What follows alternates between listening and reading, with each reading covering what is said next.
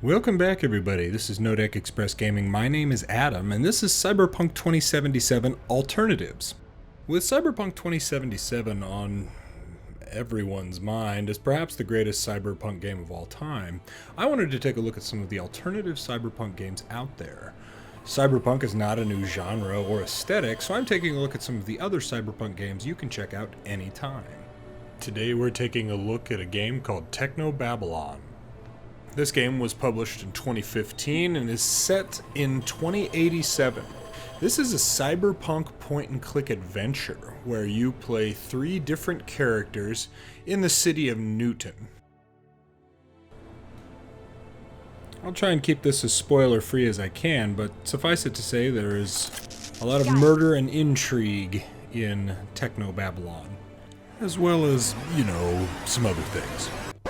Anyway, the game also has a lot of the tropes you would expect from a cyberpunk game, even if it is a point-and-click adventure. For example, you log into a shared internet through an electronic meditative state known as Trance. More on that later.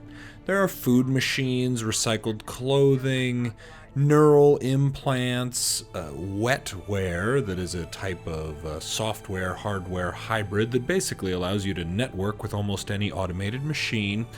You've also got synthetic robots being used for services such as being maids and maybe more. You've got human resource Trojan viruses that infect your neural implants and promote an industrious lifestyle as a manual laborer. All hail Greater Han. And, of course, you've got bioengineered human suicide bombers with explosive bones, and one of them just happens to be from Houston, so just throwing it out there, Texas. The city of Newton has a highly advanced AI because, of course it does, this is cyberpunk. In addition, many of the daily activities of living are regulated or perhaps performed by either software or synthetic hardware devices assisting the humans. One of the main mechanics of Technobabylon is the idea of trance. There's nothing like being in trance. A world built of abstracts and intellect. Of tangible thought, where every part has been crafted by an individual soul. It's the purest form of contact a person can have, mind to mind. It's the pinnacle of human achievement. The Wetware that I mentioned earlier enables you to interact with just about any piece of hardware or software that you find in the game world. When you combine Trance with the use of Wetware, you're able to interact with different pieces of software and machines as you would a human. For example, one of the main character's door security systems takes the form of a medieval knight. Forsooth!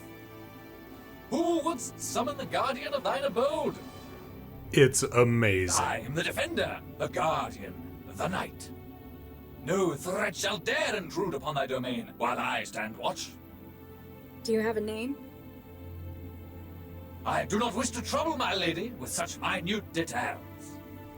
The writing and voice acting is pretty exceptional throughout the entirety of Technobabylon.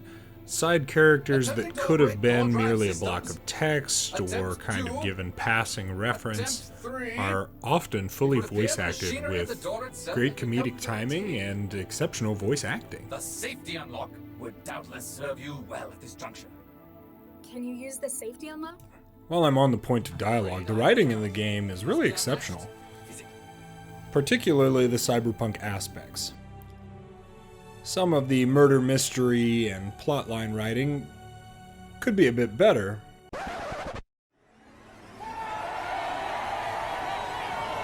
Okay, geez, I'm sorry. It's all excellent and I love it.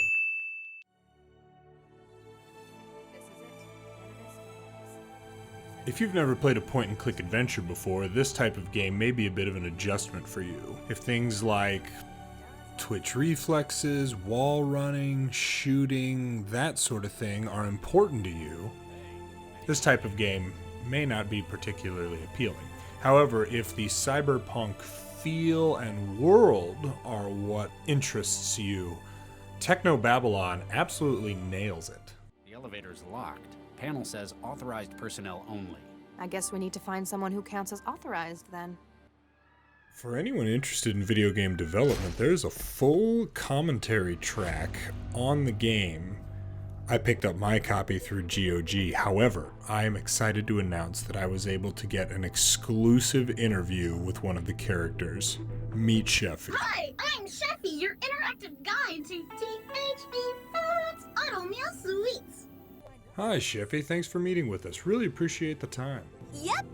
How have you been since the game was made? Any new projects? Everyone needs to eat, right? Well, to be honest, I didn't think that you did as a software system, but I guess you're exactly right. Are you still working in food service? Nope. Yeah, the word on the street is that you're working with human resources for Greater Han these days. How's that going? They're great fun. I like them a lot. Well, I suppose you'd be kind of obligated to say that, so either way, that's great to hear, and it's good to see that you're doing well.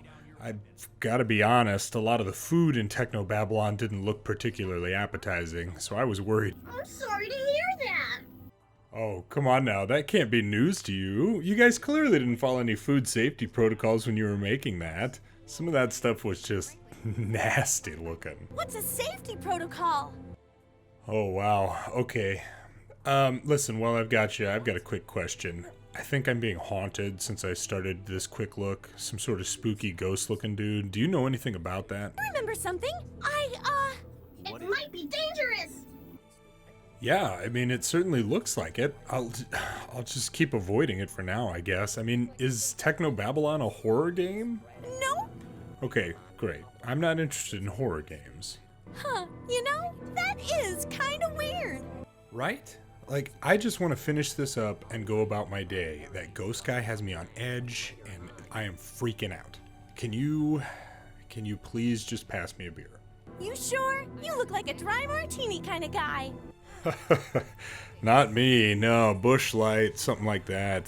Just any kind of beer. But I suppose at this point, I just need a drink. Whatever you've got that's going to help with the stress is appreciated. Still, better stick to what you know. Natty Light. Alright, it's been years since I had one of these. Alrighty, back to the game. I look a serve. Sure, tell me about that. Did you enjoy work as a chef recycling machine? Yep. I just don't know if I would like that type of work. I lick your face. Whoa. I'm sorry if I offended you. I didn't mean anything by that. Just not my kind of thing. Your mama. Okay, I think we're done here.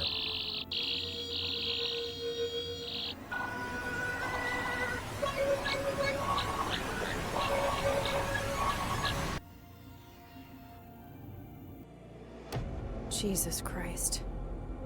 What the hell happened in here? Good news, I made it out of there alive somehow. It'd be an understatement to say it's been a bad day. No kidding. I sure wouldn't want to be you. Yeah, I've got a few problems. But And I'm just not to be going clear, let them this threaten is what I not care a about horror any game. longer. Anyone who's played the game will be shocked that I spent that much time alluding to it. But I think you're yellow. Hey, I've got a plan. Even if the gameplay is a little slower than a lot of games today, the storytelling, voice acting, and world building of Technobabylon are just great.